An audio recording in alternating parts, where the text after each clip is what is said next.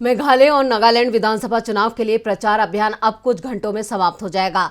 27 फरवरी को वोटिंग होनी है। चुनाव के अंतिम दौर में सभी दलों ने अपनी पूरी ताकत लगा दी। आज पीएम मोदी ने भी मेघालय और नागालैंड में चुनावी रैलियां की। तो किस राज्य में कितनी सीट पर चुनाव है और कितने उम्मीदवार हैं मैदान में, देखते हैं ये रिपोर्ट। मेघालय और नागालैंड में चुनाव प्रचार 25 फरवरी की शाम को समाप्त हो जाएगा।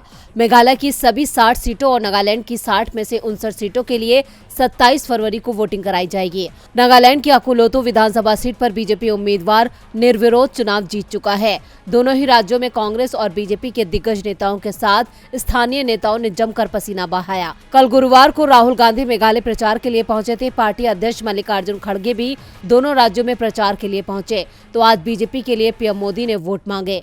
नागालैंड की 60 सीटों की बात की जाए तो यहां सत्तारूढ़ एनडीपीपी 40 सीटों पर चुनाव लड़ रही है। बीजेपी 20 सीटों पर, कांग्रेस 23 सीटों पर, जबकि एनपीएफ 22 सीटों पर चुनाव लड़ रही है।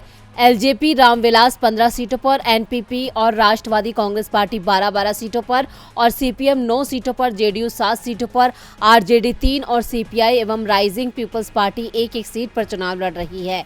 59 सीटों के लिए कुल 183 उम्मीदवार हैं। एक सीट पहले ही बीजेपी के खाते में जा चुकी है। दूसरी ओर मेघालय की 60 सीटों के लिए 375 उम्मीदवार मैदान में हैं। सत्तारूढ़ नेशनल पार्टी 57 सीटों पर चुनाव लड़ रही है, जबकि कांग्रेस और बीजेपी ने सभी 60 सीटों पर अपने उम्मीदवार उतारे हैं। यूनाइटेड डेमोक्रेटिक पार्टी के 47 प्रत्याशी मैदान में हैं, जबकि वीपीपी के 18 और एचएसडीपी के 11 प्रत्याशी मैदान में हैं।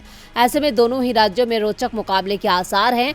कांग्रेस को इस बार मेघालय में सबसे ज्यादा उम्मीद दिख रही है और इसलिए अंतिम समय पर पार्टी सांसद की रैलियां भी कराई गई। 2018 में कांग्रेस ने राज्य में सबसे ज्यादा 21 सीटों पर जीत दर्ज की थी, लेकिन बहुमत से दूर रह गई। 2 सीट जीतने वाली बीजेपी ने एनपीपी के साथ मिलकर सरकार बना ली। डीबी लाइव की रिपोर्ट।